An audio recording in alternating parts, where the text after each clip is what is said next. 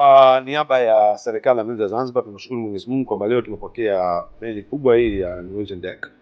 Na ukubwa wa meli huu ni inakuwa rekodi kwa Zanzibar. Desemba tulivunja rekodi yetu. Hii ni urefu wake imezidi mita 1 kwa kule. 290 kitu. Hii imekuwa na abiria karibu 2314 na wafanyakazi 1011. Hapo tunapozungumza tuko kwenye deck ya captain na taarifa kwa tunazo mpaka sasa hivi karibu abiria 2050 ndio wameshuka.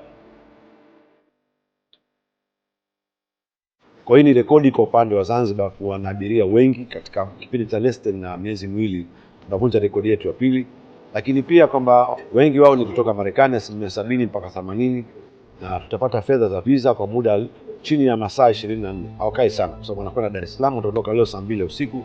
Lakini unapata pesa katika fedha kwenye upande wa visa, lakini pia tutapata fedha katika matumizi ya tours na huko unapotoka kunafanya matembezi. Sasa hizi zote ni jitihada zinazofanywa na Serikali ya Mapinduzi Zanzibar kupitia Kamisheni ya Utalii pamoja na Wizara ya Utalii na Mambo ya Kale chini ya uongozi wa Rais wa Zanzibar na Mwenyekiti wa Baraza la Mapinduzi Dr. Hussein Ali Mwinyi.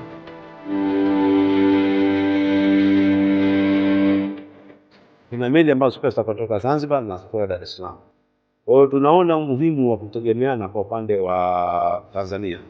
Tutaendelea kushirikiana kwa pamoja, lakini pia sasa tuanze utaratibu wa kushiriki katika matamasha kuweza kupromote cruise tourism.